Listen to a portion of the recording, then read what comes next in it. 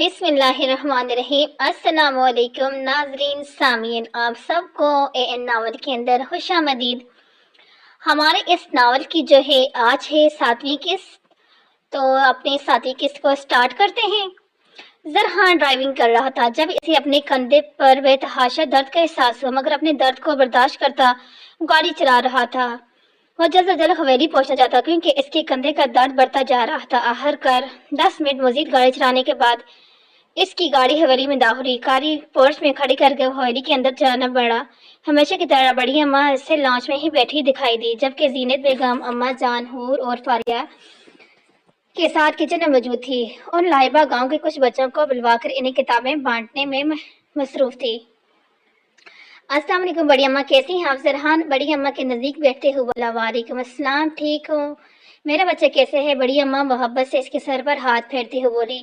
میں بھی ٹھیک ہوں بڑی اماں، بس تھوڑی تھکن محسوس ہو رہی ہے۔ زرحان بڑی اماں کی جانب دیکھ کر مسکراتے ہوئے بولا، تو میرے بچہ یہاں کیوں بیٹھ گئے ہو؟ سیدھا اپنے کمرے میں جاتے، نہا دھو کر فریش ہو کر آ جاتے میرے پاس۔ بڑی اماں زرحان کی طرف دیکھتے ہوئے بولی، بڑی اماں ایسے کیسے ممکن ہو سکتا ہے کہ راستے میں میری بڑی اماں بیٹھی ہوں اور میں انہیں اگنور کرتا اپنے کمرے میں چلا جاؤں؟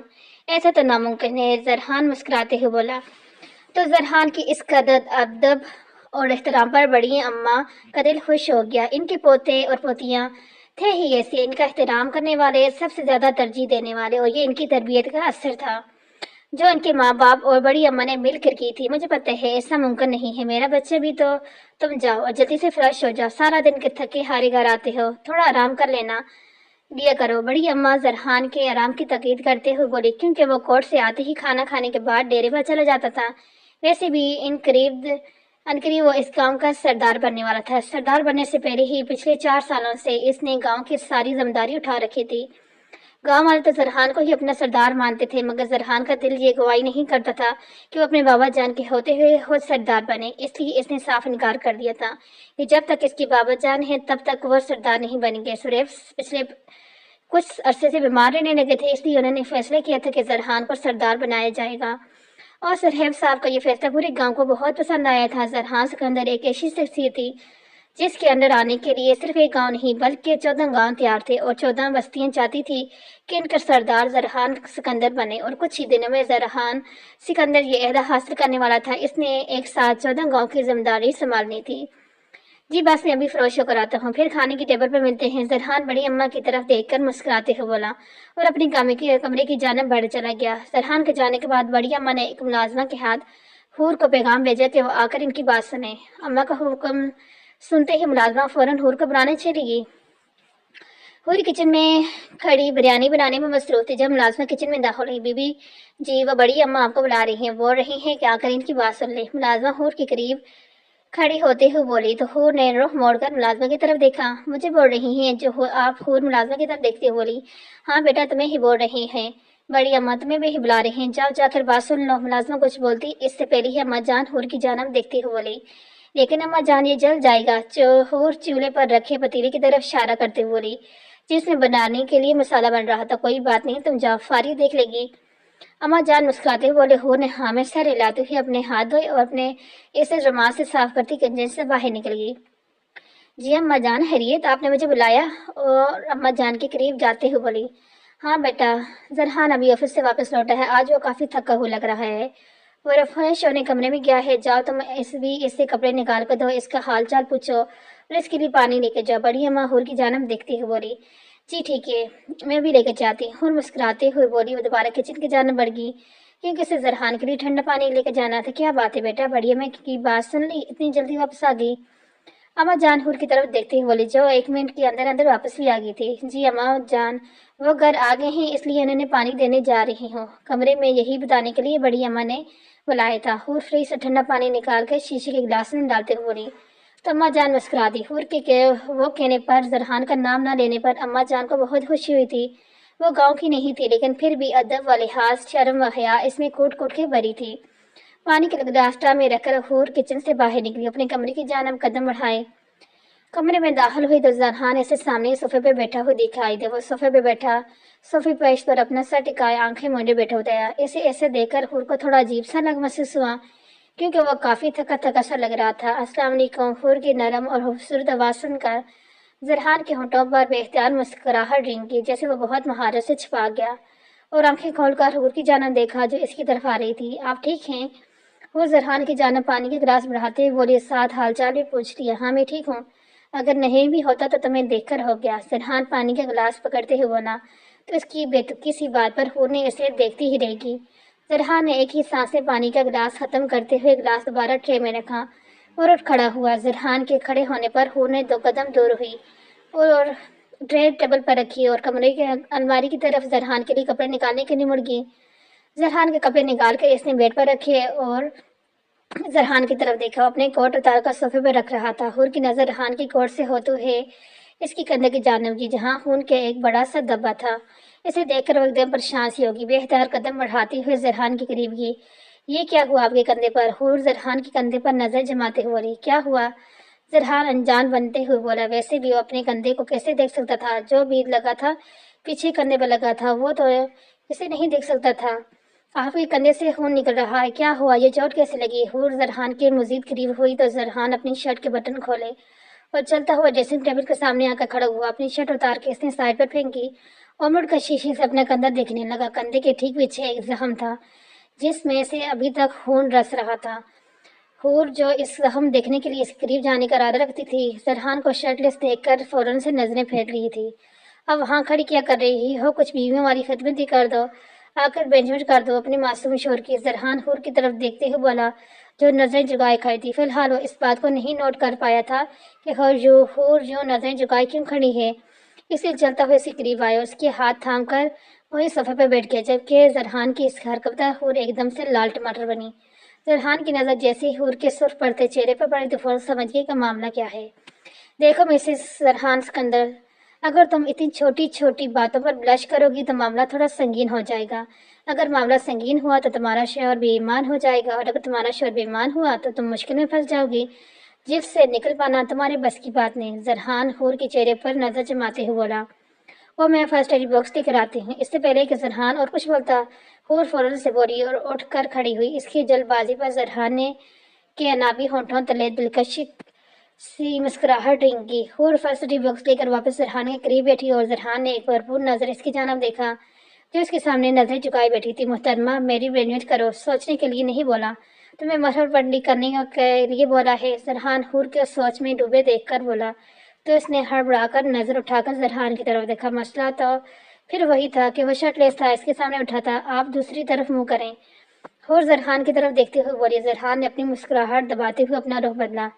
हूर ने ध्यान से इसकी कंधे की जानब देखा जहां जख्म से खून रस रहा था। वह जख्म ज्यादा बड़ा तो नहीं था, लेकिन वो गहरा था। यूं महसूस हो रहा था जिससे कोई लंबी कील नुमा चीज इसके कंधे में चुभी हो। हूर फर्स्ट एड बॉक्स से कॉटन और पाइडीन निकाल कर आहिस्ता आहिस्ता इसके जख्म साफ करने लगी। उतनी नरमी से इसकी बैंडेज कर रही थी। जरहान को अगर तकलीफ हुई थी भी तो वो तब भी महसूस नहीं करता।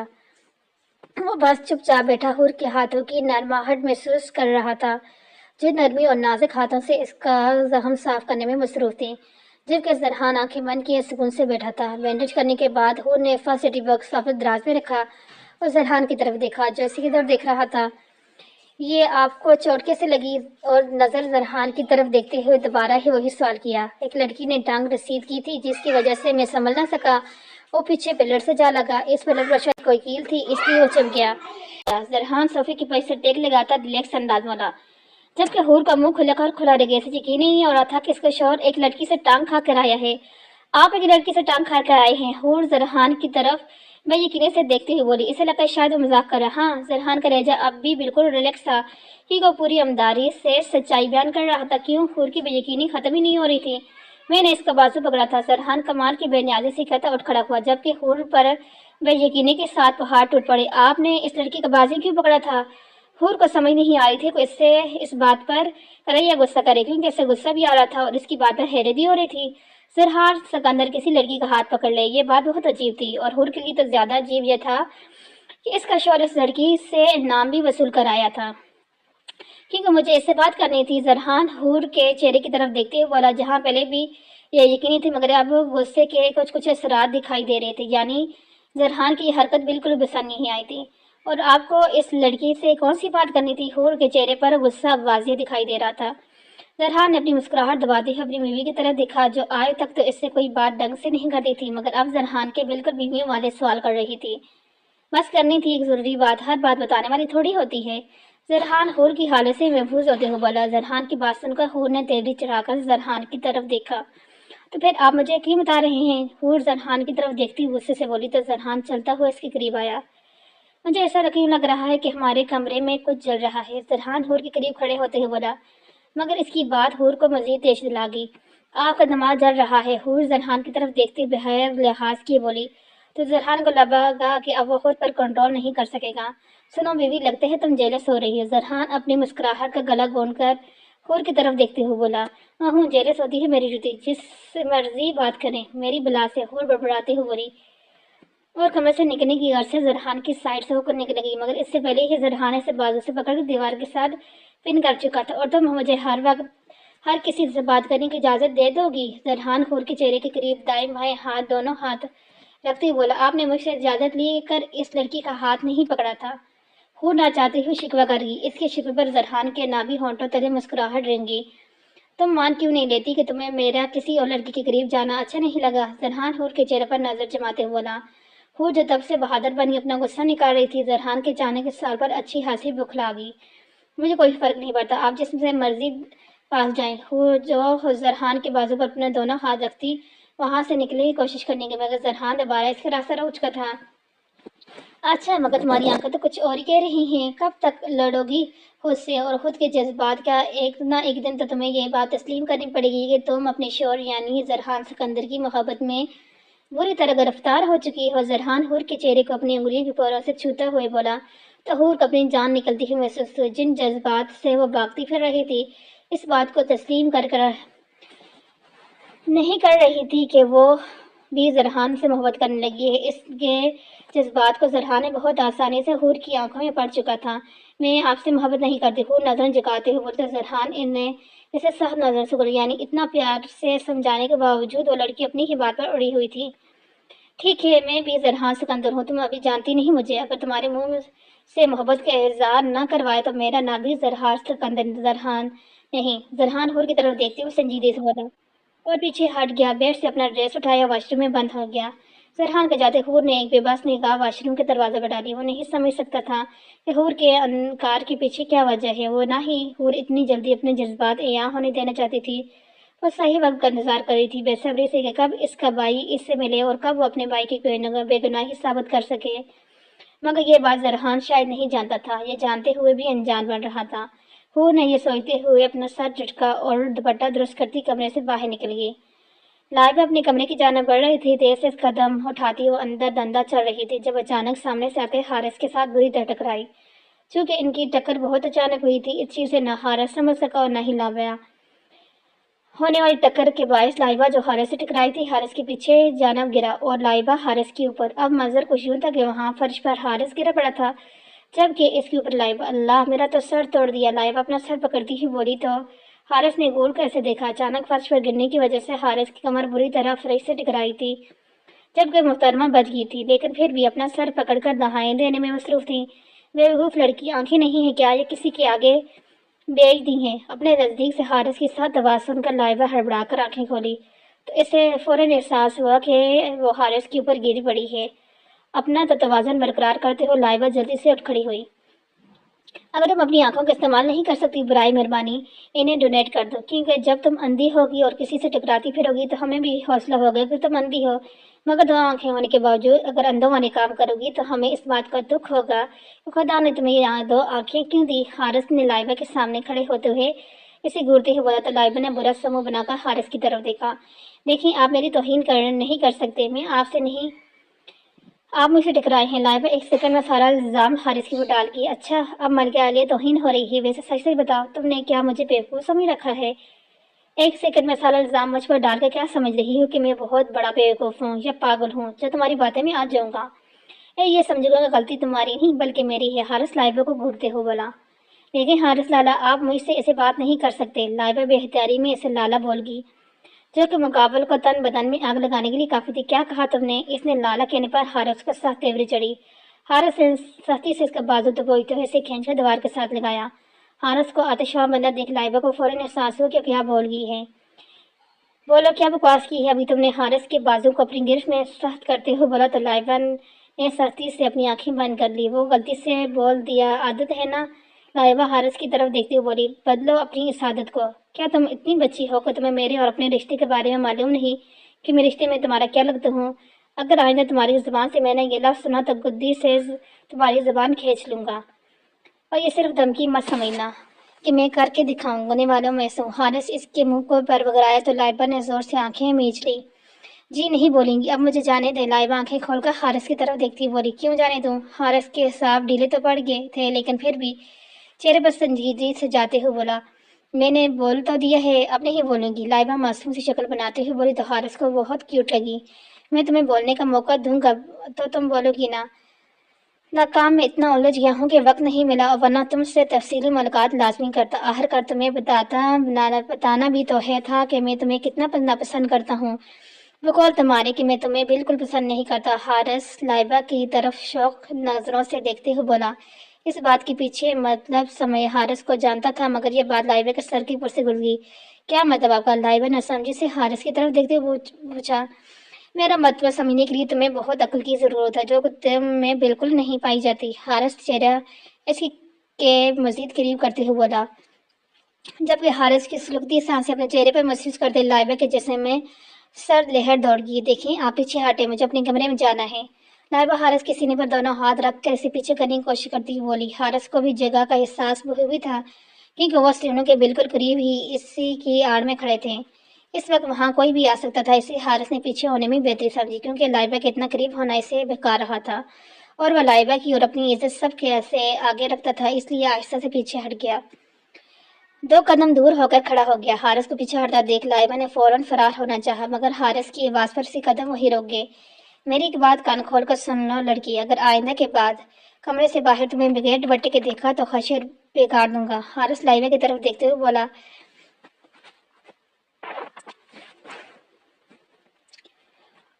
لائبہ نے فوراً اپنے حلیے پر غور کیا۔ حارث سے ٹکرانے کی وجہ سے دوپٹہ سر سے سر کر گلے میں آ گیا تھا۔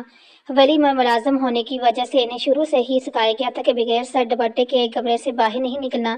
کمرے کی چاردیواری میں وہ بغیر دوپٹے کی بھی رہ لیتی تھی، مگر کمرے سے باہر ان کے سر پر ہمیشہ دوپٹہ ہوتا تھا۔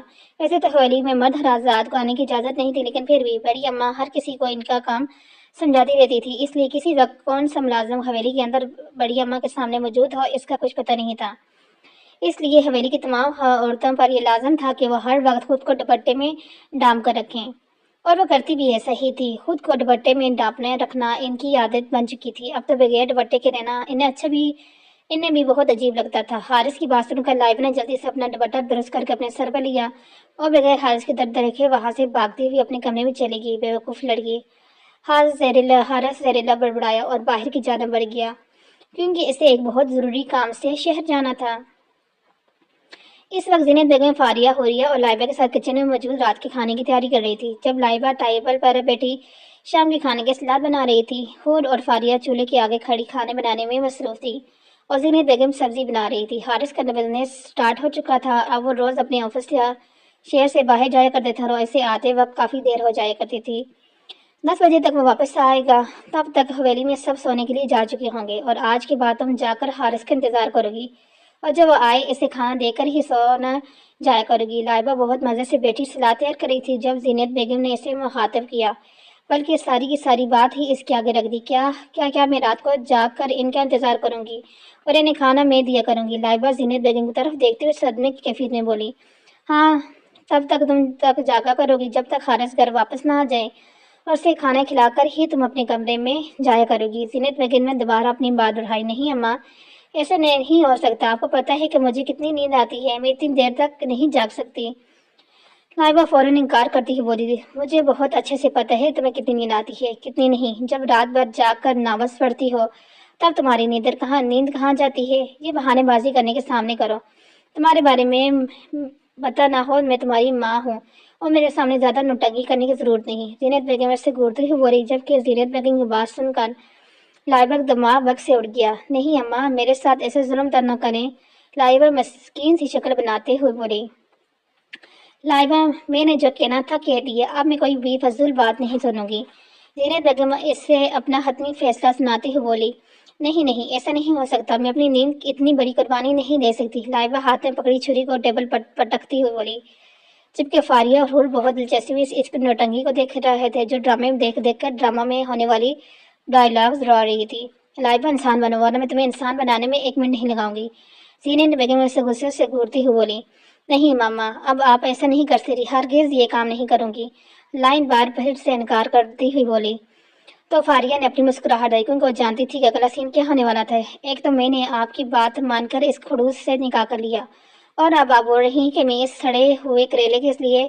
अभी लाइबा अगर कुछ बोलती, जीने बेगम वो जूती चटाह करके इसके कंधे पर रख लेगी। आहा माँ, मुझ जैसी मासूम ने आप सब का क्या बिगाड़ा है।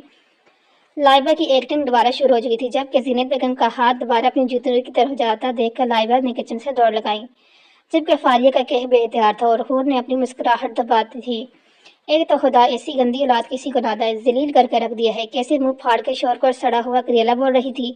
अहमक लड़की, जरा तमीज नहीं। जीनत बेगम अपने गुस्से पर काबू पाती हुई बोली, ये इनकी ऐसी औलादें थी जो 1 मिनट में इनका दिमाग खराब कर देती थी, और इसकी हरकतें ऐसी थी कि जीनत बेगम को लगता था कि किसी दिन अपनी बेटी को सीधा करते करते इन्होंने पागल हो जाना है। जबकि लाइबा मैडम एक ऐसी हस्ती थी जिसमें सीधा होने के चांसेस थे कि नहीं, इसलिए जितना सुधारने की कोशिश करो वो इतने ही उल्टे काम करती थी। जबकि जीनत बेगम तो अपनी बेटी की इन हरकतों से तंग आ चुकी थी, और अब जाने इसने अपनी अगली जिंदगी में अपने शोर के साथ क्या करना था। वो आगे का ये सोच सोचकर हलकान होती रहती थी कि कहाँ वो सुलझा हुआ पढ़ा लिखा लड़का और कहाँ इनकी नासमझ पागल लड़की जिसे बात करने की समझ नहीं, कब क्या बोल जाए कोई भरोसा नहीं। रात के 10 बज रहे थे, मगर अभी तक हारिस हवेली नहीं लौटा था, जबकि लाइबा इसके इंतजार में मरने वाली हो गई थी। नींद से इसकी आंखें बुरी तरह बंद हो रही थी, मगर वह डाइनिंग टेबल की कुर्सी पर बैठी मुसलसल हारिस के आने का इंतजार कर रही थी, क्योंकि जीनत बेगम के हुक्म के मुताबिक हारिस को खाना देकर बगैर वो कमरे में नहीं जा सकती थी।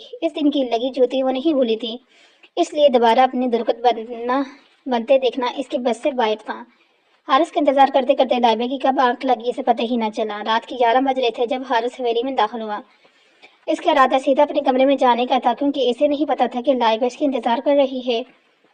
वो अभी वहां से गुजर कर सीढ़ी चढ़ता इसे किचन की लाइट जलती हुई दिखाई दी। लाइट बंद करने के लिए अर्ज से हारिस किचन की जाने बढ़ा, मगर आगे ही डाइनिंग टेबल पर सर रखकर सोती लाइबा को देखा तो हैरान हुआ। चलता हुआ लाइबा के करीब आया वो और इसके चेहरे दिखने लगा, जो दोनों हाथ अपने गाल के नीचे रखे बाजू डाइनिंग टेबल पर फैलाई गहरी नींद में थी। उठो लड़की, क्या घोड़े गद्दे बेचकर सो रही हो? घर वालों ने कमरे से निकाल दिया क्या, जो यहाँ पर सोती फिर रही हो? हारिस लाइबा को बाजू से पकड़ कर ऐसे हिलाते हुए बोला तो लाइबा हड़बड़ा कर उठी। जी जी, मैं आपका इंतजार कर रही थी, लाइबा नींद में डूबी आवाज में बोली। मेरा इंतजार क्यों कर रही थी तुम? हारिस को तहज्जुब हुआ। अम्मा ने बोला था आपको खाना देना है, इसलिए जब तक आप नहीं आ जाते तब तक मैं नहीं सो सकती। लाइबा मुंह बनाते हुए बोली। लाइबा की बात सुनकर हारिस को फौरन सारी बात समझ आ गई, जो कि इसे याद था कि दोपहर में जीनत बेगम ने इसे फोन करके बोला था कि खाना वो घर आकर ही खाए, जबकि हारिस बोल चुका था कि वो खाना बाहर से खा के आएगा, मगर जीनत बेगम बार बार इसरार कर रही थी कि खाना घर से ही खाए। जरूरी वो इसलिए बोल रही थी क्योंकि लाइबा को इन्होंने इसके इंतजार में बिठाया हुआ था। अच्छा, मतलब तुम इसलिए मैंने इंतजार कर रही थी कि तुम मुझे खाना खिला सको? हारिस लाइबा के साथ वाली कुर्सी घसीट कर बैठते हुए बोला। तो लाइबा ने जोर और शोरत से हाँ में सर हिलाया। हारिस ने बगौर इसके चेहरे की तरफ देखा। आंखों में नींद की सुर्खियां दौड़ रही वाजिया थी, जबकि चेहरा सोने की वजह से हल्का हल्का सूजा हुआ था। वो बिल्कुल छोटे मासूम बच्चे की तरह लग रही थी, जैसे कच्ची नींद से उठा दिया जाए तो वह मुंह बनाकर बैठा हो। दुपट्टा सर से सरककर थोड़ा नीचे का हुआ, मगर हारिस के देखने से वो फौरन दुरुस्त कर गई थी, यानी वो हारिस की बात नहीं भूली थी। मैं आप करी खाना गर्म करती हूँ। लाइबा कुर्सी से उठी और जल्दी से हारिस के लिए खाना गर्म करने लगी, क्योंकि इसे बेतहाशा नींद आ रही थी। वो जल्द से जल्द हारिस को खाना देकर वापस अपने कमरे में जाना चाहती थी, ताकि वो सुकून की नींद सो सके। जल्दी जल्दी खाना गर्म करके इसने हारिस के सामने ट्रे रखी। वो हारिस की एक नज़र खाने से भरे ट्रे को देखा और दूसरी नज़र लाइबा पर डाली, जिसके चेहरे से ही देखकर सब पता चल रहा था कि इसे बहुत सख्त नींद आ रही है। अब मैं जाऊं? हारिस का खाना खाता देख लाइबा ने इजाज़त लेनी चाहिए। नहीं, चाय बनाओ मेरे लिए। हारिस ने खाना खाते हुए अगला हुक्म पेश किया। लाइबा ने पहले तो हारिस की तरफ देखते हुए मुंह बरसड़ा, मगर जैसे ही हारिस ने नज़र उठाकर लाइबा की तरफ देखा तो जल्दी से चाय बनाने के लिए सामान निकालने लगी। 10 मिनट में चाय बनाकर लाइबा ने चाय का कप हारिस के आगे रखा। तब तक हारिस भी खाना खा चुका था। अब मैं जाऊं? हारिस को चाय पीता देख लाइबा ने दोबारा इजाजत तलब की। नहीं, मुझे चाय पीने दो, फिर मेरे साथ ही जाना। हारिस लाइबा की तरफ देखते हुए बोला। لیکن میں تو صرف آپ کو کھانا دینا تھا، وہ میں نے دے دیا، اب میرے یہاں رکنے کا کیا مقصد؟ لائبہ منہ بناتے ہوئے بولے۔ وہ بات کرتے ہوئے منہ کی ایسے ایسے ایکسپریشن بناتی تھی کہ حارث کے اس کو بہت پیارا تھا، مگر وہ یہ بات لائبہ کو نہیں بتا سکتا تھا کیونکہ مستقبل میں وہ یہ چیز بطور ہتھیار بھی استعمال کر سکتی تھی، لہٰذا حارث اس معاملے میں تھوڑا خود غرض تھا۔ حارث نے ایک ہی گھونٹ میں ساری چائے اپنے حلقے میں ڈال لی اور کھڑا ہوا۔ چلو، حارث لائبہ کی طرف دیکھتے ہوئے بولا تو فوراً اٹھ کھڑی ہوئی اور حارث کے ساتھ ہی قدم اپنے کمرے کی جانب بڑھائے۔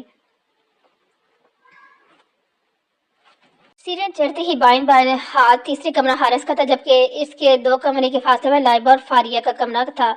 اپنے کمرے کے آگے پہنچ کر حارث رکا، جبکہ لائبہ تیز تیز قدم اٹھاتی اپنے کمرے کی طرف جا رہی تھی۔ حارث وہاں کھڑا تب تک اسے دیکھتا رہا جب وہ اپنے کمرے میں داخل نہ ہوئی۔ جیسے ہی وہ اپنے کمرے میں گئی اور دروازہ بند کیا تو حارث بھی اپنے کمرے کا دروازہ کھولتے کمرے میں داخل ہوا۔ حارث کا دل چاہ رہا تھا وہ لائبہ کو تھوڑی دیر اپنے پاس روک کر رکھے، اسے سامنے بٹھائے، کچھ باتیں کرے۔ وہ چاہتا تو لائبہ کو کچھ دیر رکھ سکتا تھا، مگر اس کی آنکھوں میں نیند کا ہمارا اتنا زیادہ تھا کہ حارث کو اس پر ترس آ گیا اور اس نے لائبہ کو جانے دیا۔ 2 دن ہو چکے تھے۔ زرحان نہ تو حور کو زیادہ مخاطب کرتا تھا اور نہ ہی اس کی طرف دیکھتا تھا۔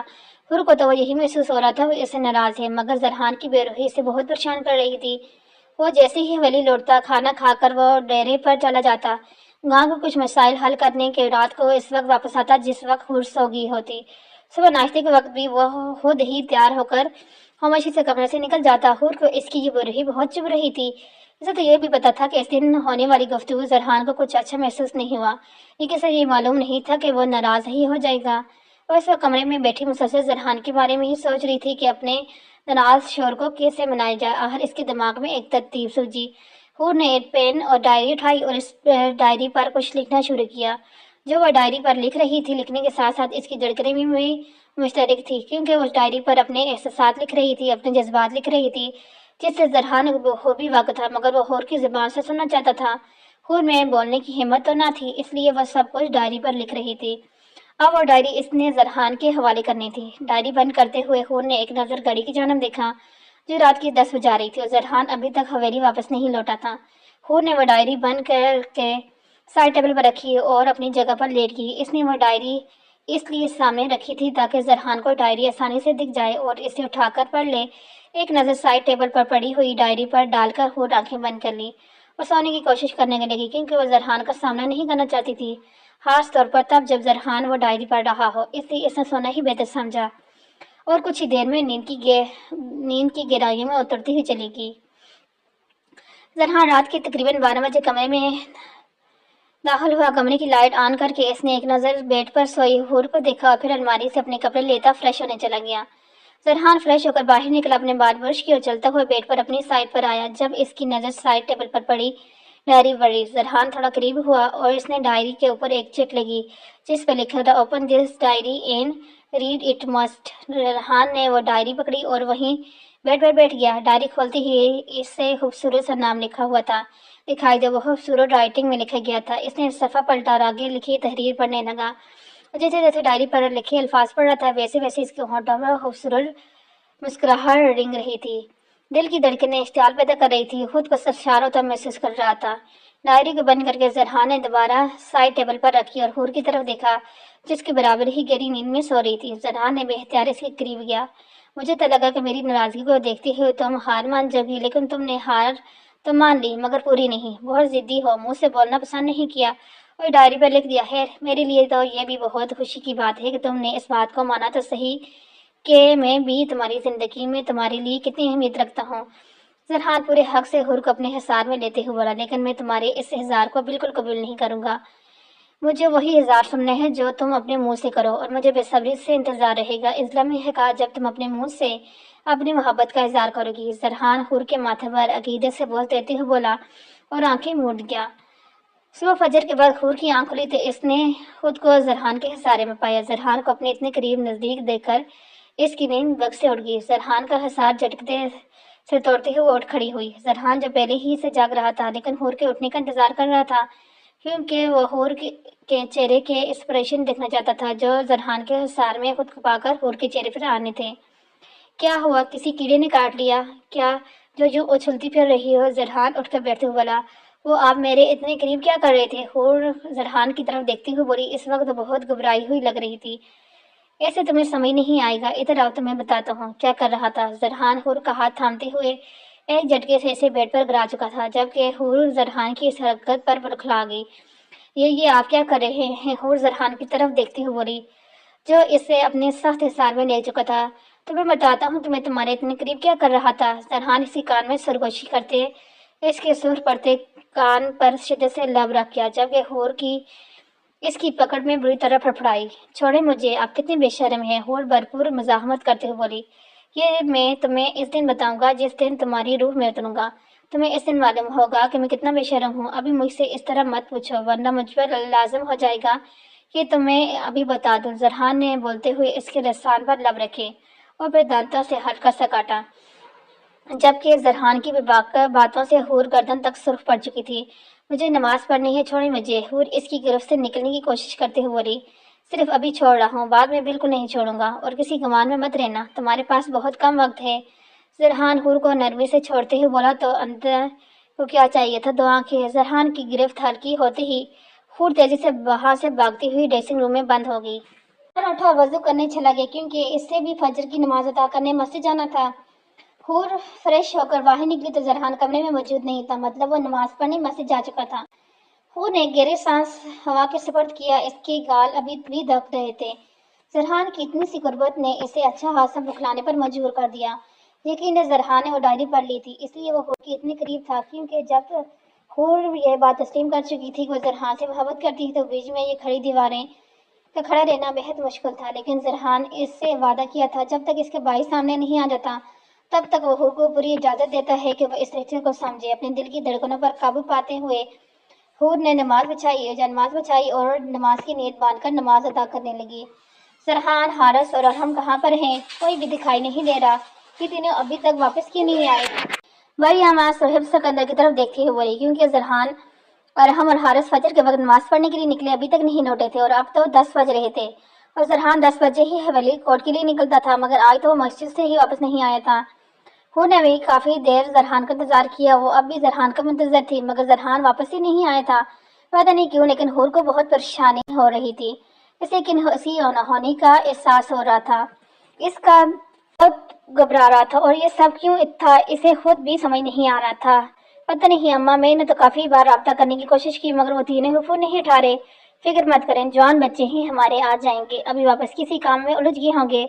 سہیب سکندر بڑی اماں کی طرف دیکھتے ہوئے بولے، ایسا کون سا کام آن پڑا جو صبح سویرے ہی وہ لوگ نکل پڑے اور اجالا ہونے سے پہلے گھر سے نکلے ابھی تک واپس نہیں لوٹے؟ کسی کو بجوا کر پتہ کرو کہ یہ تینوں کہاں پر ہیں۔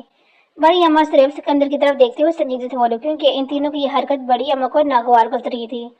ابھی سہیب سکندر کوئی اور جواب دیتے نے زرحان کی گاڑی کا ہارن سنائی دیا، مطلب وہ لوگ آگے ہیں۔ جی آگے ہوئے شہزادے جن کے لیے آپ اتنی پریشان ہو رہی تھی۔ سہیب سکندر اماں جان کی طرف دیکھتے ہوئے بولے، اماں جان نے حویلی کے داخلی دروازے کی طرف دیکھا جہاں سے وہ تینوں حویلی کے اندر داخل ہو رہے تھے۔ سب سے سلام لیتے ہوئے وہ تینوں سامنے صوفے پر بڑھ جمع ہوئے۔ کہاں تھے تم تینوں اتنی دیر سے؟ 11 بج رہے ہیں، نہ ناشتہ کیا اور نہ ہی حویلی واپس آئی، کیا آج تم لوگوں نے اپنے اپنے آفس نہیں جانا؟ اماں جان ان تینوں کی طرف دیکھتے ہوئے بولی، نہیں اماں جان، آج تو ایک بہت ضروری کام نپٹانا ہے۔ زرحان نظریں حور کے چہرے پر ٹکاتے ہوئے بولا، اس کے چہرے پر سنجیدگی جبکہ نظروں میں سختی تھی جو اس سے پہلے حور نے نہیں دیکھی تھی۔ یہ سختی تو اس وقت بھی زرحان کی آنکھوں میں نہیں تھی جس وقت اس کا نکاح کر رہا تھا، پھر وہ آج اتنی عجیب نگاہوں سے حور کو کیوں دیکھ رہا تھا؟ حور یہ بات سمجھنے سے قاصر تھی، کیا مطلب، کون سا کام؟ اماں جان زرحان کی طرف دیکھتے ہوئے بولی، جبکہ زرحان کو حور کی طرف دیکھتا پا کر بڑی اماں کو بہت عجیب سا محسوس ہو رہا تھا۔ زرحان صوفے سے اٹھا، بھاری قدم لیتا ہوا حور کے قریب آیا۔ زرحان کو اپنے قریب آتا دیکھ حور کا دل سہم سا گیا، وہ فوراً سے اٹھ کھڑی ہوئی۔ میں نے بولا تھا نا کہ اگر تم اپنے بھائی کے ساتھ ملی ہوئی ہو تو میں ہمارے بھائی کے ساتھ تمہیں بھی ایسی عبرتناک موت دوں گا کہ تمہیں دیکھنے والے کی روح کانپ جائے گی۔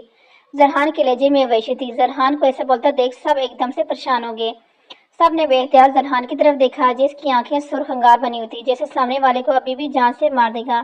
کیا مطلب آپ کا، یہ آپ کیا بول رہے ہیں؟ حور زرحان کی طرف دیکھتی بولے، کیونکہ زرحان جو بول رہا تھا وہ بالکل غلط بول رہا تھا۔ زرحان ایک سر نظر حور کی طرف دیکھتا، پھر اپنی قمیض کی جیب سے ایک فون نکال کر حور کے آگے کیا۔ اس فون کو دیکھتے حور کی سانس گلے میں ہی اٹک گئی۔ زرحان نے اس فون کی کال ہسٹری نکالی اور اسے حور کے چہرے کے سامنے کیا۔ اس فون سے دانش کے نمبر پر بے شمار کالز کی گئی تھی اور بے شمار کالز ضائع بھی تھی، کوئی کال آدھے گھنٹے کی، کوئی 10 منٹ کی، کوئی 50 منٹ کی اور کوئی 2 گھنٹے کی۔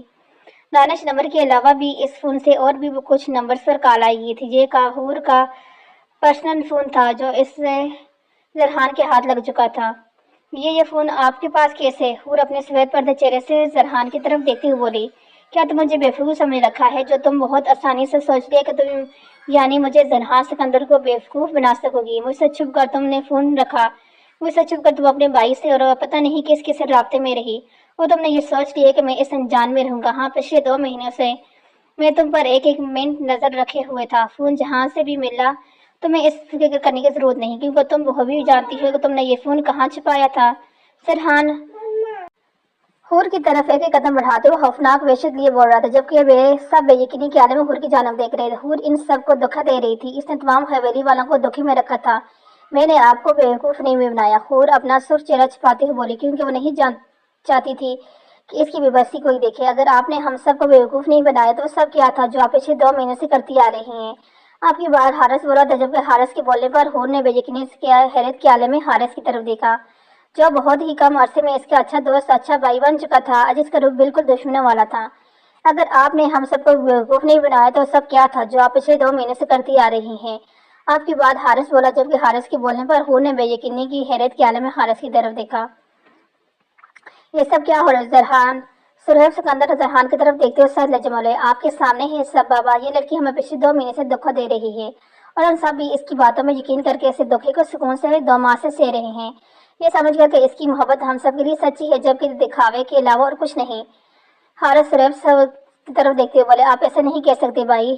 حور اپنا سر جھکاتے ہوئے خود پر ضبط کے بندے باندھ کر بولی، کیا تم کر سکتی ہو؟ میں ایسے کہہ بھی نہیں سکتا، مجھے تو پہلے سے ہی معلوم تھا کہ ضرور کچھ گڑبڑ ہے، اس لیے تو میں نے تم سے دوستی کی تاکہ تمہارے نزدیک رہ کر تمہاری سچائی معلوم کر سکوں۔ پہلے دن سے ہی مجھے شک تھا کہ تم اپنے بھائی کے ساتھ ملی ہو، ہمارے ساتھ معصومیت کا جھوٹا کھیل کھیل کر ہمیں دھوکہ دے رہی ہو اور اپنے کھیل میں پھنسا رہی ہو۔ حارث کا ایک گلاس حور کے کانوں میں پگھلتے ہوئے سیسی کی طرف لگ رہا تھا، ایسا نہیں ہو سکتا، آپ کو ضرور کوئی غلط فہمی ہوئی ہے۔ لالا فاریہ زرحان کی طرف دیکھتی ہوئی بولی، تم اپنا منہ بند رکھو، اب تم دونوں میں سے کسی کی بھی آواز آئی تو مجھ سے برا کوئی نہیں ہوگا۔ حارث لائبہ اور فاریہ کی طرف دیکھتے ہوئے بھنکارا، کہاں پر ہے تمہارا بھائی؟ کہاں پر چھپا رکھا ہے اسے؟ زرحان حور کی طرف دیکھتے ہوئے داڑا، جبکہ اس کی داڑھ پر حور کو کوئی فرق نہیں پڑا تھا۔ کیا پوچھ رہا ہوں؟ تمہیں سنائی نہیں دے رہا؟ زرحان حور کا بازو سخت گرفت میں لیتے ہوئے پھر سے داڑا، جبکہ زرحان کی سخت انگلیاں حور کے بازو میں سر سے پہنچ ہوگی۔ بھائی یہ ایسے نہیں مانے گی اور نہ ہی ایسے بتائے گی، آپ اسے پولیس کے حوالے کریں، پولیس بس راستے میں ہی ہوگی۔ حارث زرحان کی طرف دیکھتے بولا، آپ مجھے پولیس کے حوالے کریں گے؟ زرحان کو نظر انداز کرتی ہوئے حارث کی طرف دیکھتے ہوئے حیرت سے بولی، یہ شاید آخری توقع تھی جو وہ حارث سے نہیں کر رکھتی تھی۔ ہاں ہم بڑی تمہیں پولیس کے حوالے ہی نہیں کریں گے، بلکہ تمہیں اس حویلی سے بھی دھکے مار کر نکال لیں گے۔ حارث بالکل اسپاٹ انداز میں بولا، آپ میرے ساتھ ایسا نہیں کر سکتے، نکاح کیا ہے آپ کے بھائی نے مجھ سے، بھاگ کر نہیں آئی ہوں۔ حور حارث کی طرف دیکھتے ہوئے بولی، نکاح؟ کون سا نکاح؟ لڑکی کوئی نکاح نہیں ہوا تمہارا میرے بھائی سے، اور جس تمہیں نکاح کا نام دے رہی ہو وہ نکاح نامہ جھوٹا تھا، اصل میں تو تمہارا نکاح میرے بھائی سے ہوا ہی نہیں۔ حارث ہنستے ہوئے بولا، گویا حور کا مذاق اڑا رہا ہو۔ حارث کے بولنے پر لائبہ اور فاریہ نے بے اختیار اپنے دونوں ہاتھ اپنے منہ پر جمائے اور کھلی آنکھوں سے حارث کی جانب دیکھنے لگی، جبکہ بڑی اماں زینت بیگم اما جان کے چہرے پر بے یقینی کے تاثرات اتنے تھے کہ انہیں یقین نہیں آ رہا تھا کہ حارث بولے گئے الفاظ سچ ہیں۔ حارث کی بات سن کر حور کے سر پر جیسے آسمان ٹوٹ پڑا تھا، پیروں تلے زمین نکل گئی تھی، اس کی سانسیں رک چکی تھی، وہ بے یقینی کے عالم میں بے اختیار زرحان کو دیکھی جا رہی تھی۔ صاحب جی باہر پولیس آئی ہے، ایک ملازم حویلی میں داخل ہوتے ہی سرحب سکندر کی طرف دیکھتے بولا، اندر لے آؤ انہیں۔ زرحان اس ملازم کی طرف دیکھتے ہوئے، جبکہ حور کو لگ رہا تھا کہ وہ اپنے پیروں پر کھڑی نہیں رہ سکتی، اتنا بڑا دھوکہ، اتنا بڑا فریب اس کے ساتھ کیا گیا، مطلب جس شخص کے ساتھ وہ رہ رہی تھی وہ اس کے لیے نامحرم تھا اور اس کے اتنے نزدیک دیکھ کر اب تک گناہ کما رہی تھی۔ پولیس آفیسر حویلی میں داخل ہوئے، ان میں سے 6 سے 7 آفیسر میل تھی، جبکہ 6 سے 7 ہی فیمیل۔ وہ چلتے ہوئے ٹھیک زرحان کے قریب کھڑے ہو گئے، جی سر، کس کی گرفتاری کے لیے آپ نے ہمیں بلایا؟ ملازم دکھائی دیتے کہ ہم اسے گرفتار کر کے لے جائیں؟ ایک آفیسر زرحان کی طرف دیکھتے بولا، یہ ہے ملزم آفیسر، لے جائیں اسے یہاں سے اور اگلے 24 گھنٹوں کے درمیان اس کے منہ سے نکلوائیں کہ اس کے اپنے بھائی کو کہاں چھپا رکھے ہے، چاہے اس کے لیے آپ کو کچھ بھی کوئی نہ کرنا پڑے۔ حارث اس آفیسر کی طرف دیکھتے ہوئے بولا تو اس آفیسر نے لیڈیز آفیسر کی اشارہ کیا، ہتھیلی نکالی، حور کی جانب بڑھی۔ اس سے پہلے کہ وہ لیڈی آفیسر حور کو قدم بڑھاتے حور حویلی میں ایک گریدار اور سخت آواز گونجی، خبردار اگر کسی نے میری بیٹی کو ہاتھ بھی لگایا تو ہاتھ کندھے سے اکھاڑ کر پھینک دوں گا۔ شرازی سکندر کی گرجدار آواز پر آفیسر کے ہاتھ وہیں رک گئے، جبکہ سب نے بے یقینی سے شرازی سکندر کی طرف دیکھا۔ میجر شرازی سکندر کون نہیں جانتا تھا انہیں؟ دیکھتے ہی آفیسر نے فوراً انہیں سلوٹ کیا۔ شرازی سکندر چلتے ہوئے حور کے قریب آئے۔ میری بچی، شرازی سکندر نے حور کا ہاتھ تھامتے چاہا جو اس نے فوراً پیچھے کر لیا۔ آپ کا خاندان ہے مسٹر شرازی؟ حور اپنی سرخ انگار آنکھیں اٹھاتے شرازی سکندر کی طرف دیکھتے ہوئے بولی۔ سب بے یقینی کے عالم میں کبھی حور تو کبھی شرازی سکندر کی طرف دیکھ رہے تھے۔ ان سب کے دماغ صرف شرازی سکندر کی ایک لفظ بیٹی پر اٹک چکا تھا۔ بولے کہ یہ آپ کا خاندان ہے؟ اس نے پھر سے وہی سوال کیا تو شرازی سکندر سے نظریں نہیں ملا پائے۔ اینی حویلی میں داخل ہوتے دانیال نے بے اختیار اینی کو پکارا، کیونکہ یہاں کی ساری صورتحال وہ بھی جان چکا تھا۔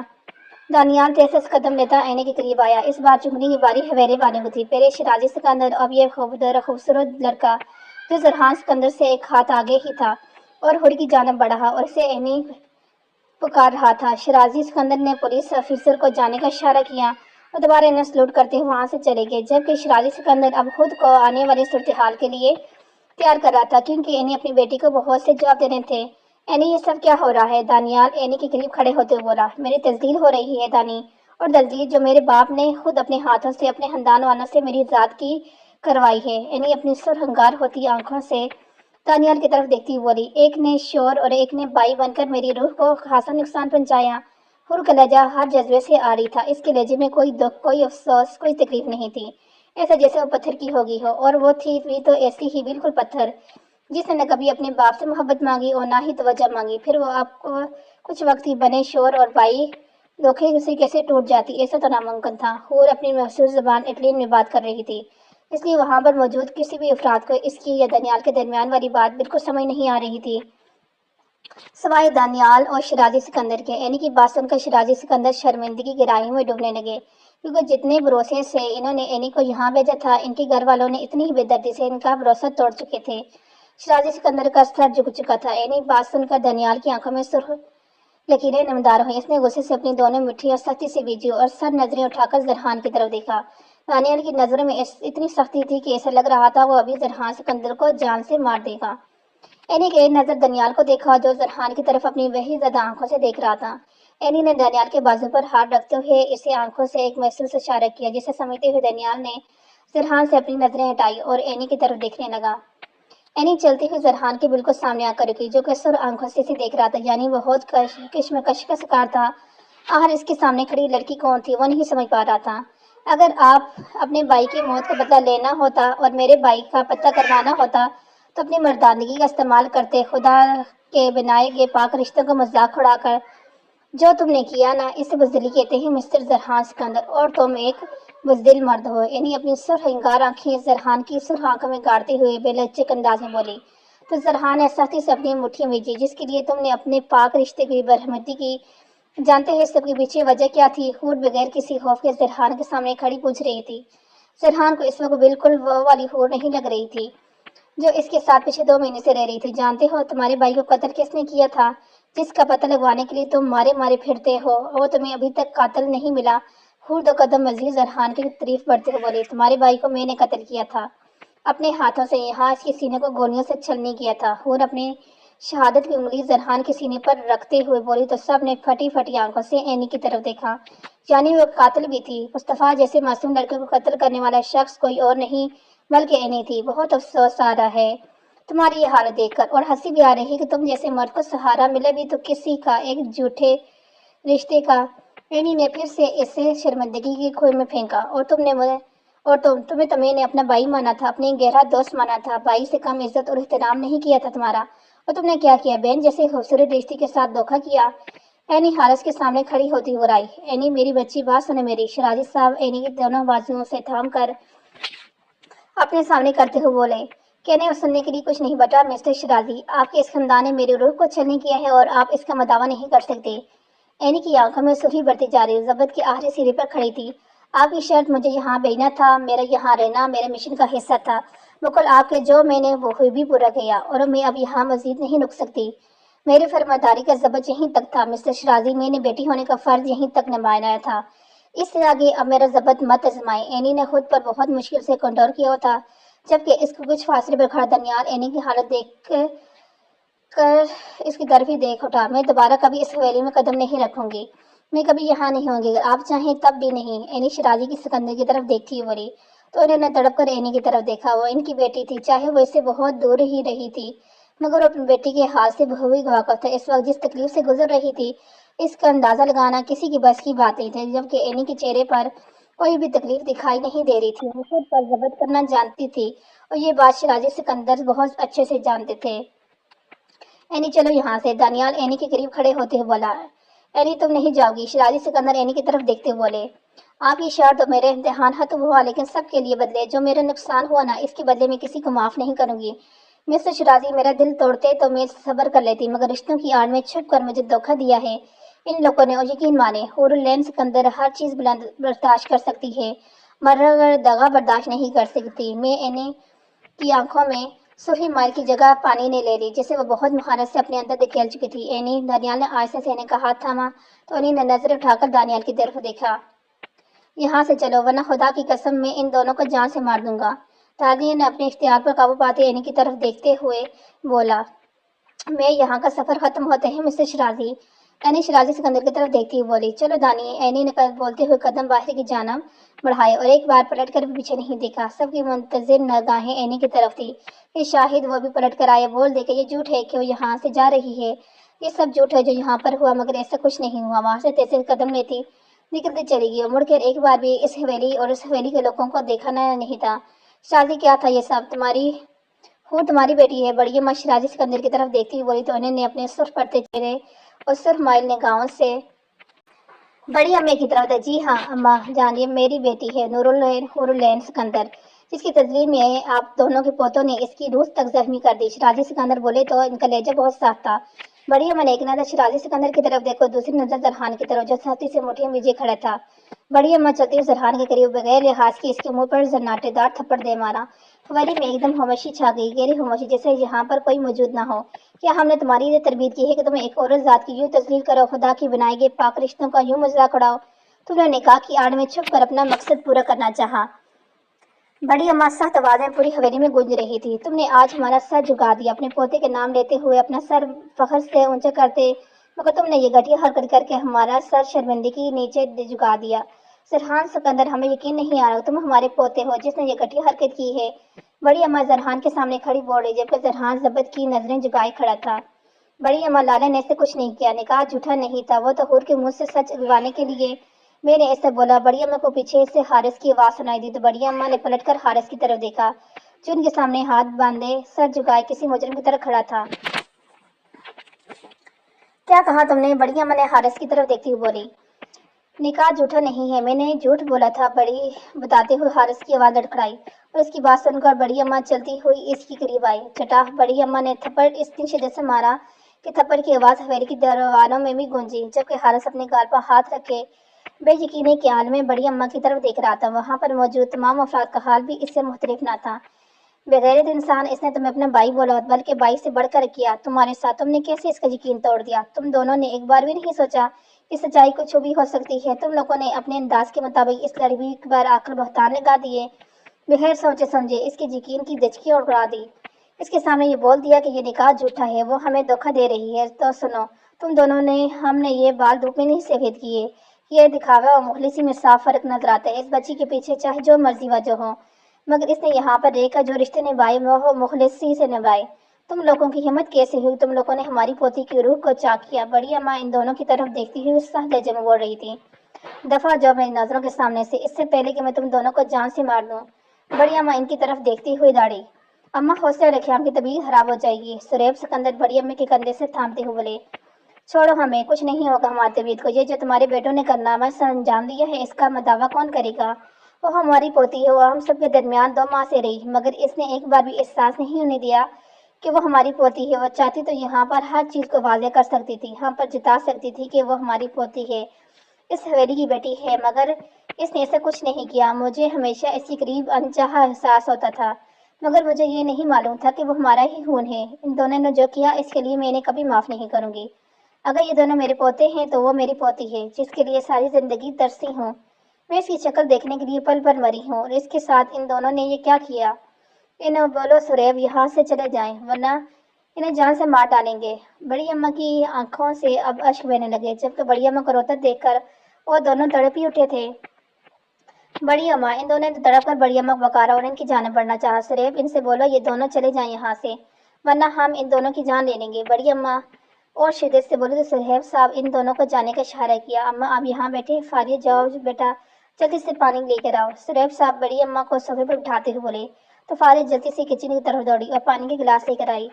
فاریہ کے ہاتھ سے پانی کا گلاس تھام کر سریف صاحب نے بڑی اماں کے لبوں سے لگانا چاہا تو انہوں نے بری طرح جھٹک دی۔ نہیں پینا ہمیں کچھ بھی، نہیں چاہیے ہمیں کچھ بھی۔ بڑی اماں اپنی پھولی ہوئی سانسوں سے بمشکل بول پائی تھی، کیونکہ اتنا غصہ کرنے کے بعد ان کی سانسیں بری طرح پھول چکی تھیں۔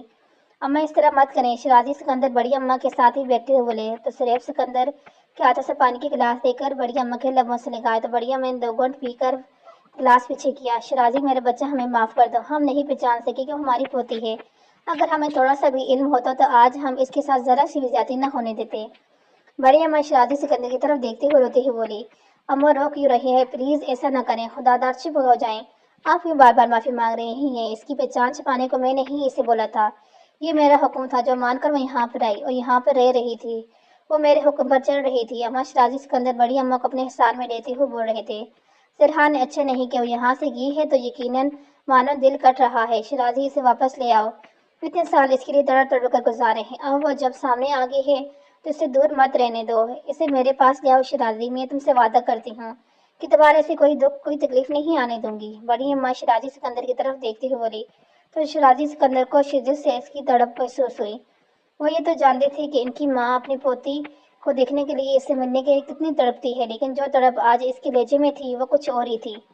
بڑی اماں فکر مت کریں، سب ٹھیک ہو جائے گا، حوصلہ رکھیں۔ ارحم جو تب سے چپ کھڑا تھا اب گھٹنے کے بعد زمین پہ بیٹھتے ہوئے بڑی اماں کے گھٹنے پر ہاتھ رکھتے ہوئے بولا کیسے حوصلہ کروں میرے بچے، میرے ہی 2 بچوں نے میرے جان سے عزیز پوتی کو دھوکہ دے دیا، میں کیسے یہ برداشت کر لوں؟ سنا نہیں تم نے کہ وہ بول کر گئی ہے وہ کبھی دوبارہ حویلی نہیں آئے گی، وہ کبھی ہم لوگوں کو مڑ کر نہیں دیکھے گی۔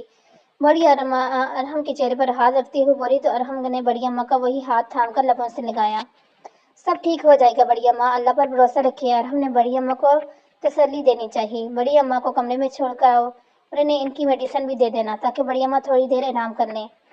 ارحم فاریہ اور لائبہ کی طرف دیکھتے ہوئے بولا تو ان دونوں نے آگے بڑھ کر بڑی اماں کو نرمی سے تھاما اور انہیں ان کے کمرے کی جانب لے گئی۔ بڑی اماں نے جاتے ہوئے شیرازی سکندر کو بغیر کسی بھی طرف دیکھے ہوئے وہاں سے نکل کے اپنے کمرے میں چلی گئی۔ اس وقت وہ جس حال سے گزر رہے تھے یہ بات یا تو وہ ان کا خدا جانتا تھا اور اس حال میں کسی کو بھی جواب نہیں دے سکتے تھے، اس لیے انہوں نے وہاں سے جانا ہی بہتر سمجھا۔ یہ سب اس حویلی میں کیا ہو رہا ہے؟ یا اللہ ہم سب پر اپنا کرم فرما۔ اماں جان آنکھیں بند کرتی ہوئی بولی۔ صبح سے شام ہو گئی، زرحان تب سے ڈیرے پر ہی موجود تھا اور اپنے غصے پر قابو پانے کی کوشش کرتے ہوئے ہلکان ہو رہا تھا، مگر اس کا غصہ تھا جو کم ہونے کا نام ہی نہیں لے رہا تھا۔ شام کے 6 بجے قریب وہ حویلی میں داخل اور سیدھا اپنے کمرے کی جانب بڑھ گیا۔ کمرے میں داخل ہوتے ہی زرحان نے کمرے کی ایک ایک چیز کو تہس نہس کر چکا تھا۔ اس وقت وہ کمرے کو ایک خنجر معلوم ہو رہا تھا، کمرے میں موجود ہر چیز بے دردی سے توڑی جا چکا تھا۔ جب ساری چیزیں توڑ کر بھی اس کا دل نہ بھرا تو اس نے اپنے ہاتھ کی مٹھی بنا کر شیشے کے ٹپرے پر دے ماری، جس کی وجہ سے اس کا ہاتھ کافی زخم ہو گیا تھا اور یہ ہاتھ سے خون بہنے لگا، جس کی زرحان کو بالکل پرواہ نہ تھی۔ زرحان کی آنکھوں کے سامنے بار بار حور کا چہرہ آ رہا تھا، اس کا بدلتا روپ آ رہا تھا، اس کی آنکھوں کے سامنے دانیال گھوم رہا تھا، جس طرح دانیال نے اس کا ہاتھ تھاما تھا اور اس کا ہاتھ تھامتے ہوئے اسے وہاں سے لے کے گیا تھا۔ زرحان کو یہ بات کانٹے کی طرح چبھ رہی تھی اور یہی بات اس کا اشتعال بڑھانے کا سبب بن رہی تھی۔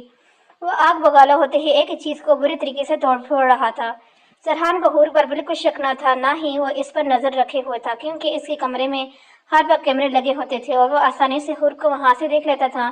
یہ بات حقیقی تھی کہ زرحان کو حور سے محبت ہو گئی تھی، مگر آج سے 4 دن پہلے جب حور کمرے سے نکل کر ناشتے کے لیے گئی تو زرحان نے صوفے کے پاس ایک ڈبی گری ہوئی دیکھی۔ اس نے وہ ڈبی اٹھا کر دیکھا تو وہ ڈبی لیز کی تھی۔ وہ تو زرحان کو یہ بات کچھ عجیب سی لگی کہ حور کے پاس لیز کیا کر رہے ہیں، اس نے تو کوئی لیزز استعمال ہی نہیں کیے، مگر پھر یہ سوچتے ہوئے اگنور کر کے کہ شاید لائبہ یا فاریہ میں سے کسی کی ہوں، مگر یہ تو اس رات زرحان جب بڑی اماں کے کمرے میں ان کی طبیعت معلوم کرنے کا تو بڑی اماں کی الماری میں سے بھی ایک فون برآمدہ ہوا اور الماری میں سے بڑی اماں کی دوائی دیکھ رہا تھا، کیونکہ حور کے آنے سے پہلے اماں کی دوائیں الماری میں ہی موجود تھی۔ الماری کھولتے ہی وہ دوائیں ڈھونڈنے لگا، دوائیوں کا ڈبہ نہ ملا، مگر دوائیں ڈھونڈتے ڈھونڈتے اس کے ہاتھ ایک فون لگ گیا اور فون نیو برانڈ برانڈڈ تھا، آج کے دور کا بالکل نہیں، نیو برانڈڈ تھا، بالکل نہیں تھا۔ وہ فون کوئی بہت پرانا زمانے کا لگتا تھا۔ وہ ٹچ فون نہیں، لیکن وہ بہت پرانا سا۔ زرحان نے فون کو الٹ پلٹ کر دیکھا، مگر اسے وہ فون بری اماں کا نہیں لگا۔ وہ دوسرا فون بڑی اماں کے پاس ہونا ناممکن تھا۔ زرحان نے اس فون کو آن کیا اور اس پاس ورڈ کھولنے کی کوشش کی، مگر وہ نہیں کھل سکا۔ اس نے فون ایسے ہی اپنی جیب میں ڈال دیا اور بڑی اماں کے کمرے سے نکل آیا۔ پھر جب وہ اپنے آفس گیا تو اس نے فون داؤد کو دیا تاکہ وہ اسے ان لاک کر کے لائے تاکہ وہ دیکھ سکے کہ اس فون میں کیا ہے۔ ایک دن بعد داؤد وہ فون ان لاک کر کے لے آیا۔ رات کے وقت داؤد کی کال آئی تھی تو اسے بتایا تھا فون آ چکا ہے، اب چاہے تو ابھی ہی بچا دو۔ زرحان کے حکم کے مطابق داؤد وہ فون رات میں ہی زرحان کو دے گیا۔ زرحان کو وقت نہیں ملا، اس وجہ سے وہ فون کو نہیں دیکھ سکا، مگر جب صبح کی فجر کی بات پڑھنے کے بعد اسے یاد آئی کہ اس نے پاس فون تھا تو اس نے اپنی گاڑی کے ڈیش بورڈ پر فون کو تلاش کیا تو اسے فون مل گیا۔ اس نے فون آن کر کے دیکھا تو اس میں دانش نام کی بے شمار کالز تھی۔ نام میں سیو تھا اور صرف دانش نہیں، اور بھی کافی نمبر سے کال آئی ہوئی تھی اور گئی ہوئی تھی۔ اس کے علاوہ اس فون میں کچھ بھی نہیں تھا۔ زرحان نے داؤد کو دوبارہ فون کیا اور فون کے تمام ریکارڈ نکالنے کا حکم دیا۔ داؤد کو فون آیا کہ تمام ریکارڈ نکل گئے ہیں، ریکارڈ کے مطابق ڈیٹیل آفس میں موجود ہے۔ داؤد کی بات سن کر زرحان نے گاڑی اپنے آفس کی طرف موڑ لی، جبکہ اس کے ساتھ ارحم اور حارث موجود تھی۔ آفس پہنچ کر جب زرحان نے وہ ریکارڈ دیکھا تو جس میں صاف پتہ چل رہا تھا حور دانش سے ہی بات کر رہی تھی، مگر کیا بات کر رہی تھی یہ بات وہ معلوم نہیں کر سکا، کیونکہ یہ بہت ہی شاطرانہ دماغ سے کیا گیا تھا۔ اس کا سارا ریکارڈ نکلوانے کے بعد بھی زرحان ان کے درمیان ہونے والی گفتگو کو نہیں سن سکا تھا، مگر اسے یہ معلوم ہو گیا حور اپنے بھائی سے رابطے میں ہے، مطلب وہ 2 ماہ سے حویلی والوں کو اسے دھوکہ دے رہی تھی۔ کوئی کیوں کیا تم نے ایسا؟ آخر کون ہو تم؟ کیوں آئی میری زندگی میں حور بن کر؟ چاہتی کیا ہو تم؟ آخر تمہارا اصلی روپ کون سا ہے؟ تم میرے بھائی کے قاتل ہو یا یہ بات تم نے خود تسلیم کی ہے؟ اب میں تمہیں نہیں چھوڑوں گا۔ زرحان سامنے پڑی ٹیبل کو ٹانگ مارتے ہوئے بولا اور کمرے سے نکل گیا۔ اس کا ارادہ اب شیرازی سکندر سے بات کرنے کا تھا، ان سے پوچھنے کا تھا کہ حور کی اصل پہچان کیا ہے اور وہ کون ہے، اس کے یہاں آنے کا مقصد کیا ہے۔ زرحان سیدھے اتر کر آیا تو سامنے لانچ میں سے حویلی کے تمام افراد بیٹھے ہوئے دکھائی دیے۔ بڑی اماں کی طبیعت اب کچھ بہتر ہوئی، اس لیے وہ خود ہی کمرے سے باہر نکل آئی تھی، اور بڑی اماں کے باہر آنے سے سب لوگ بڑی اماں کے قریب ہی بیٹھے ہوئے تھے، جبکہ شیرازی سکندر بڑی اماں کے بالکل ساتھ بیٹھے ہوئے تھے۔ وہ بار بار انہیں ایک ہی بات بول رہے تھے، زیادہ ٹینشن نہ لائے، زیادہ پریشان مت ہو، سب ٹھیک ہو جائے گا۔ زرحان پر نظر پڑتے ہی بڑی اماں نے اپنا چہرہ پھیر لیا تھا، اور یہ چیز زرحان کو کسی کانٹے کی طرح اپنے سینے میں چبھ رہی تھی۔ وہ کچھ بھی برداشت کر سکتا تھا لیکن بڑی اماں کی بے رخی نہیں۔ السلام علیکم چچا جان، مجھے آپ سے ایک ضروری بات کرنی ہے۔ زرحان شیرازی سکندر کی جانب دیکھتے ہوئے بولا تو انہوں نے نظر اٹھا کر زرحان کی طرف دیکھا جو بالکل ان کے سامنے کھڑا تھا۔ بولو کیا بات کرنی ہے تمہیں؟ سن رہا ہوں۔ شیرازی سکندر کے لہجے میں وہ چیز نہیں تھی جو زرحان آج تک دکھتا آیا تھا۔ ان کا لہجہ آج صاف تھا اور ان کے لہجے میں بے رخی بھی شامل تھی۔ مجھے آپ سے اکیلے میں بات کرنی ہے۔ زرحان ان کی بے رخی کا کڑوا گونڈ پیتے ہوئے بولا، یہیں پر کرو، سب کے دیر بعد۔ شیرازی سکندر اس کی جانب دیکھتے ہوئے سپاٹ اندازوں لے، جبکہ حویلی کے اندر آتا حارث بھی ان کی بات سن چکا تھا۔ ٹھیک ہے، اگر آپ یہ ایسا چاہتے ہیں تو ایسے ہی صحیح۔ زرحان شیرازی سکندر کی طرف دیکھتے ہوئے بولے تو سامنے صوفے پر برجمع ہو گیا۔ مجھے حور کی حقیقت جاننی ہے۔ زرحان نے بغیر کسی بات کو گھمائے پھر سیدھی، کیوں؟ تمہیں اس لڑکی کی حقیقت کیوں جاننی ہے جسے تم نے اپنا نکاح تک جھوٹا قرار دیا؟ شیرازی سکندر زرحان کی طرف دیکھتے ہوئے بولے تو ان کا لہجہ اب سرد تھا، کیونکہ میں جاننا چاہتا ہوں کہ اس حویلی میں وہ کیوں بھیجے گی؟ اس حویلی میں آنے کے پیچھے اس کا کیا مقصد ہے؟ مجھے جاننا ہے کہ حور کا اصل چہرہ کیا ہے، وہ حقیقت میں کون ہے؟ زرحان نے پھر سے صاف گوئی کی تو شیرازی سکندر نے زفیہ مسکراہٹ کے ساتھ زرحان کی طرف بتایا، تمہیں پھر پتہ ہے کہ میری بیٹی کون ہے؟ یقینی نہیں پتہ ہوگا، اس لیے تو میرے سامنے بیٹھے پوچھ رہے ہو۔ خیر، یہاں بیٹھے تمام افراد کا حق ہے کہ وہ اس کے بارے میں جانیں تاکہ سب کو اندازہ ہو کہ انہوں نے کھویا ہے، خاص کر کو تمہیں اندازہ ہے کہ تم نے اپنے ہاتھوں سے کس ہیرے کو دفن کیا ہے۔ شیرازی سکندر کا لہجہ بسم کر دینے والا تھا۔ شیرازی سکندر نے اپنا وائلٹ نکالا اور اس میں سے ایک USB نکالی جو ایک چھوٹی سی چیپ کی شکل میں تھی۔ وہ اتنی چھوٹی تھی کہ اسے آسانی سے اپنے وائلٹ میں چھپا کر رکھا جا سکتا تھا۔ ادھر آؤ گڑیے۔ شیرازی نے لائبہ کو اپنے قریب لایا تو وہ چلتی ہوئی ان کے قریب آئی۔ یہ لو، اسے جا کر ALD میں لگاؤ۔ شیرازی سکندر وہ چپ لائبہ کے ہاتھ میں تھماتے ہوئے بولے تو اس نے ہاں میں سر ہلاتے ہوئے قدم ALD کی جانب بڑھائے اور چپ ALD میں سے اٹیچ کر کے ریموٹ اٹھایا اور LD آن کی۔ ریموٹ لے کر وہ چلتی ہوئی شیرازی صاحب کے پاس آئی اور ریموٹ ان کی جانب بڑھایا، کیونکہ اس چپ کے اگلے فنکشنز کا لائبہ کو بالکل اندازہ نہیں تھا۔ ریموٹ تھا کر شیرازی سکندر نے اس چپ کو آن کیا اور اب ان کے سامنے ایک فائل شور ہو رہی تھی۔ اس فائل پر کلک کرتے ہی پہلے اسکرین بالکل بلیک آئی، مگر پھر ایک آرمی کا ٹیگ آیا جس پر پاک آرمی لکھا تھا، اور اس کے بعد آگے دیکھیں گے کیا ہوگا۔ اگلی کیس کے اندر، تب تک کے لیے اللہ حافظ.